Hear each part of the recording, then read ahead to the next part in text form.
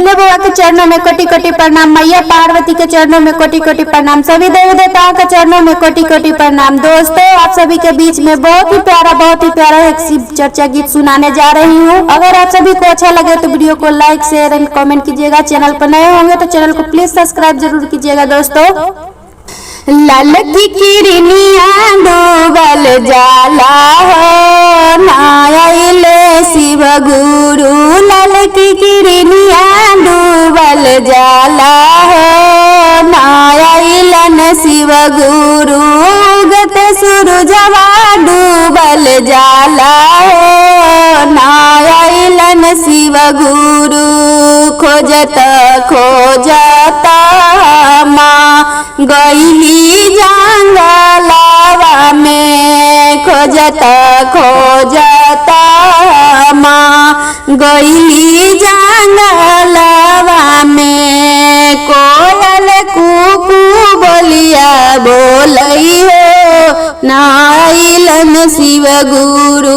कोयल कुकू बोलिया बोलई हो, नाइलन शिव गुरु। उगत सूरजवा डूबल जाला हो, नायलन शिव गुरु। ललकी किरनिया डूबल जाला हो, नायलन शिव गुरु। खोजत खोजत गईली देवघर नागरिया में, खोजत खोजत गईली देवघर नागरिया में। जहाँ कांवरिया चढ़ावे जलवा हो, नाइलन शिव गुरु। जहाँ कांवरिया चढ़ावे जलवा हो, नाइलन शिव गुरु। उगत सूरजवा डूबल जाला हो, नाइलन शिव गुरु। ललकी किरनिया डूबल जाला हो, नायलन शिव गुरु। खोजत खोजत गईनी हम त मंदिरवा में, खोजत खोजत गईनी भोला के मंदिरवा में। पंडित अलख जरावे हो, नायलन शिव गुरु।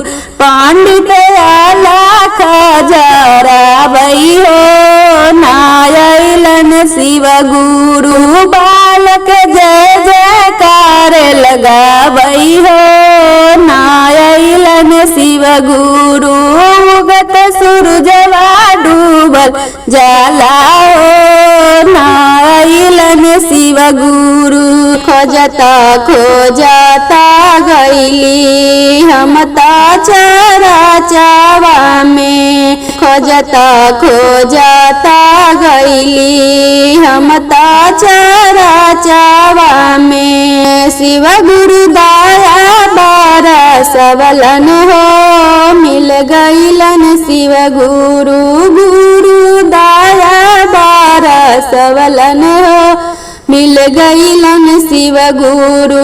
उगत सूरजवा डूबल जाला हो, आ गईलन शिव गुरु।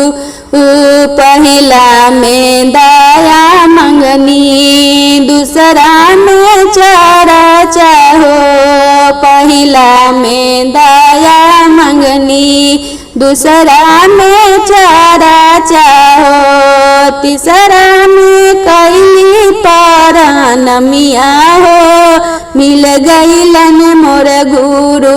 गुरु दया बरसवलन हो, मिल गईलन शिव गुरु। शिव गुरु दर्शन देखवलन हो, मिल गईलन शिव गुरु। उगत सूरजवा डूबल जाला हो, आ गईलन शिव गुरु। ललकी किरनिया डूबल जाला हो, मिल गईलन शिव गुरु।